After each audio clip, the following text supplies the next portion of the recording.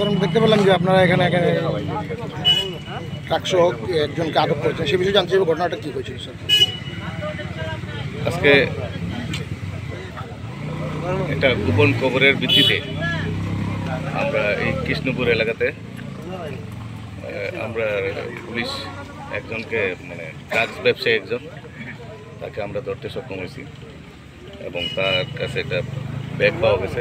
ব্যাগটা থেকে সে যে ব্যাগটার মধ্যে প্রায় 18টা কেস, যেটা brown sugar, suspected brown sugar heroine, এটা আমরা রিকভারি করতে পারছি এবং এখানে যার সাথে মার্কটা আসলো তাদেরকেও আমরা ধরতে পারছি এবং টোটাল যেটা 18টা কেসে প্রায় 200 গ্রামের মতো সাসপেক্টেড ব্রাউন সুগার পাওয়া গেছে।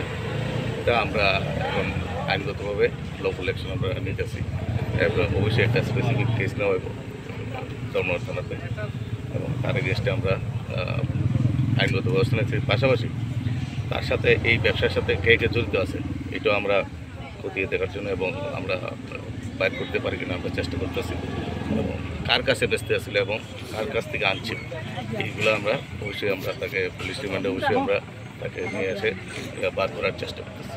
যাকে আটক করা হয়েছে তার নাম কি? তার ইমামউদ্দিন, তার বাড়ি রোয়া। কি নাম স্যার? ইমামউদ্দিন। ইমাম নাইমুদ্দিন ইমাম বেটা।